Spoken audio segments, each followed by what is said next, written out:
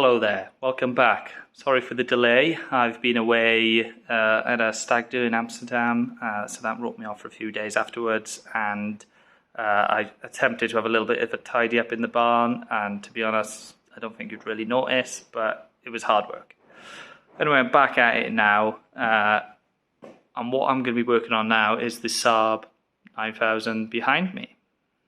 So my first foray into Saab world was with 9000s. I remember asking back in the probably about 2009 or something like that, maybe 2008. I really wanted a Mitsubishi Starion because I still think they're really cool cars. Rear-wheel drive, turbo, really wanted one. Insurance was like $2,500 or something stupid. I couldn't afford that, so I asked on the Retro Rides forum, what rear-wheel drive turbo cars, which aren't Starions or 200SXs, do people recommend? Somebody said, not rear-wheel drive, but have you thought about a Saab 9000 turbo? Because they're pretty tunable, and they really are. So shortly after, I bought a 2-litre turbo 9000 for £400, and over the years, that the 2-litre blew up on the Nürburgring. Here's the link to that video. I then fitted a B234 2.3 turbo to it, and then eventually a GT30 turbo and bigger injectors, and like this is it versus a 540 V8 Beamer that I actually also owned at the same time.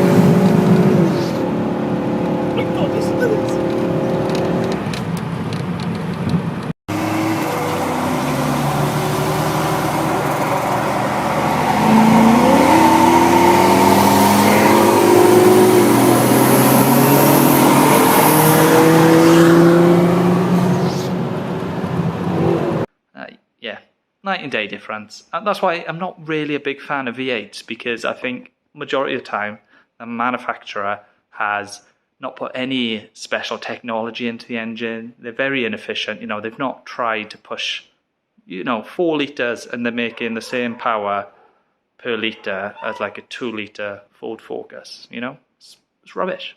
Anyway, I'm going off on a tangent there. Back to this one. I've had this one since June 2019. This is a 2-litre turbo, 4-speed auto, low-pressure turbo, make about 150 horsepower. This one in particular, though, was I hadn't owned a Saab 9000 for years by the time I had this one, and I think it's about my 7th one now. This one, I genuinely thought maybe they're not as fast as I remember, because it was gutless, proper gutless.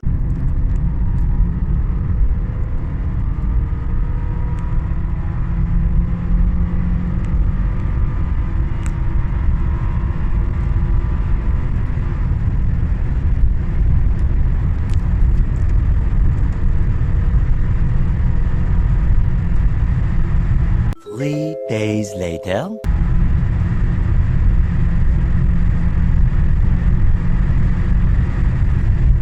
And then I put a reflashed ECU and a boost solenoid on it, T7 APC valve, and yeah, terrible. Put a TD04-19T on it.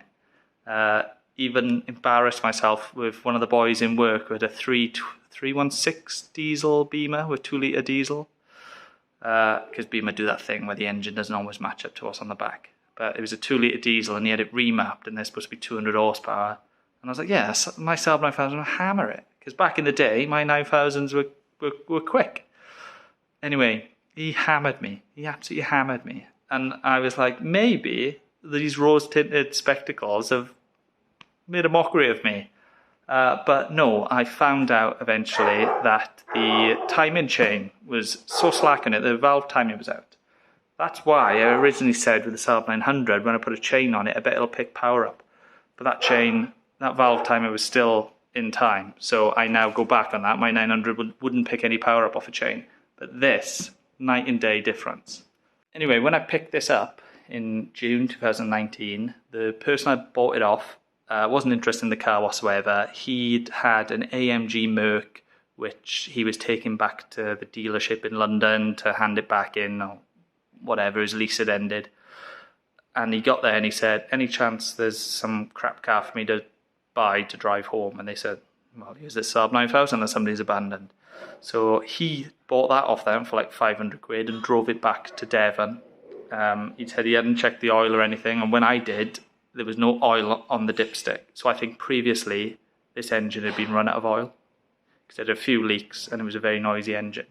Now the history of this car gets a bit bizarre because I do like to mess around. So 2-litre turbo, which was a bit noisy and slow, and then the head gasket went on it, just randomly went. Similar to my 900, I think, where it just rotted out. I think it's on 200,000 miles, this. So not surprised.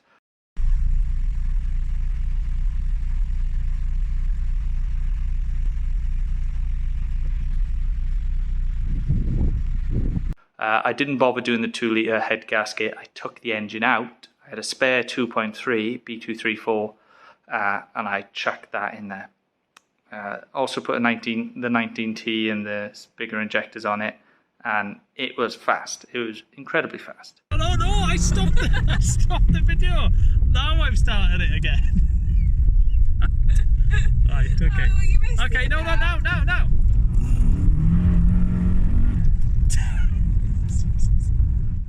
But the box didn't like it and it killed the box pretty quickly.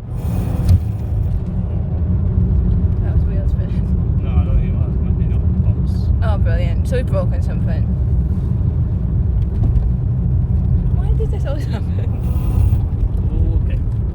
And that's the end of this video. I think the transit's slipping. Oh, great. Because you... That's alright, I've got spares. And that's the end of that. Good night, everyone. Every bloody time.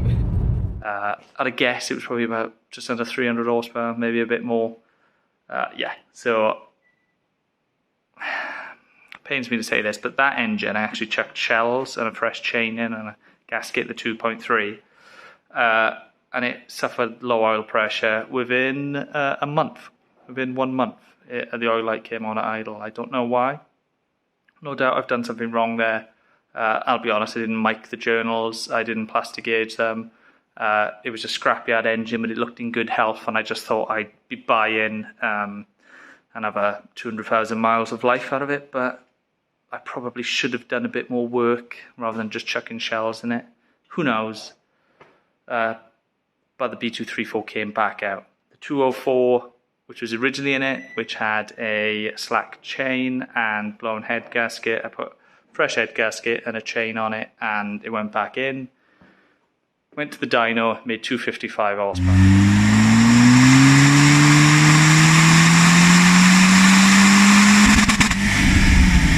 I drove it like that for a couple of years. It was perfect. The perfect daily. The box liked it. Yeah, it was fine. I say perfect daily, as long as you're happy doing like 24 miles per gallon. And then, now remember, I believe this engine has been run low on oil previously. Oil light came on at idle. I actually thought I could hear a little bit of bottom end rumble for a few days, but I was just thinking, like, could it be something else?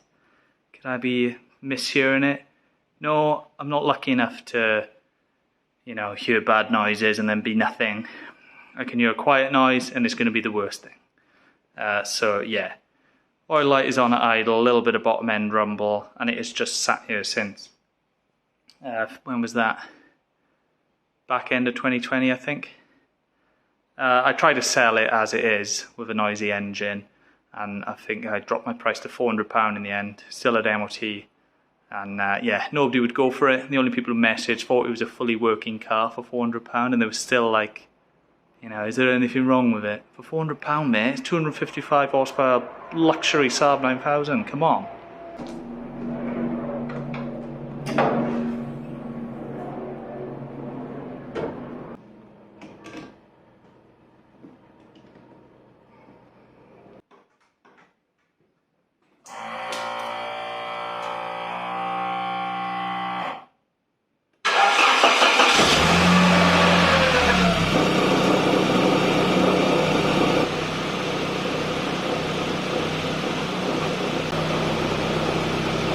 that horrible noise is the auxiliary belt tensioner jumping around.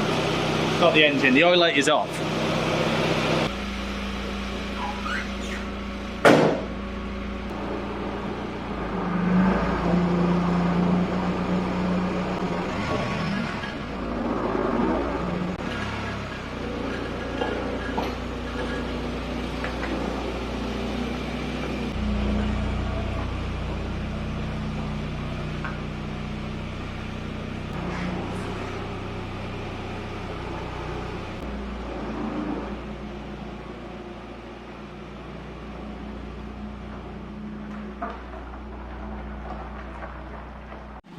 Here it is in all its glory. First time outside in a good while.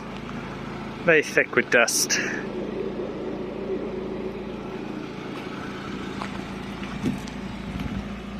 Doesn't sound bad at all now, other than that noisy tensioner.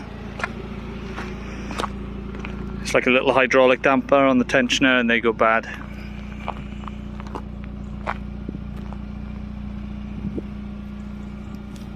Always like the look of these cars. I know a lot of people think they're ugly.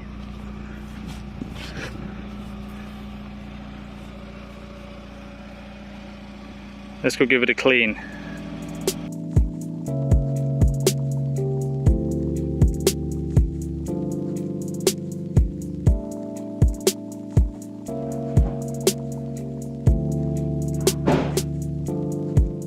So this is what my plan is.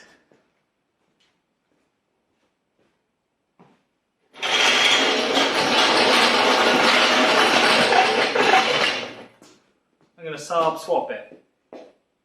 What I've got here is another Saab 9000 B204. Supposed to be a good running engine.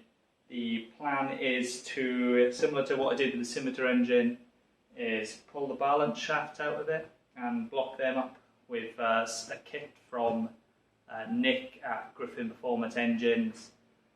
Possibly one of the reasons these engines suffer with oil pressure issues, other than the fact they've got 200,000 miles and they're running twice as much power as they came with from factory, is that the oil pump has to supply pressure to the crank, the cam, the turbo, but also in here is a balance shaft and there's one on the other side. They run twice the speed of the crank, so they cancel out like the engine's vibrations and make it smoother. Well, the problem is 200,000 miles, they won't have ever been touched. They'll be passing quite a bit of oil pressure. That's the theory anyway, and I can totally see that. So what I'm going to do is drop the sump on this, make sure it's not toast already, make sure the pickup is free of any debris, pull the front end off and the balance shaft chain and fit balance shaft delete kit. And I'm going to fit it into this. It also needs front brake pads because I might have glazed them over previously. And then I'm going to put it in for an MOT. And then I'm going to decide whether to sell it or to keep it. Sitting in it then, I want to keep it. It's comfortable, it's a nice place to be. It's got aircon and they're pretty sprightly. But realistically, I have got too many projects. And I can see at least two that need engines. But I'll cover that in the future. So yeah, it may have to fund some stuff.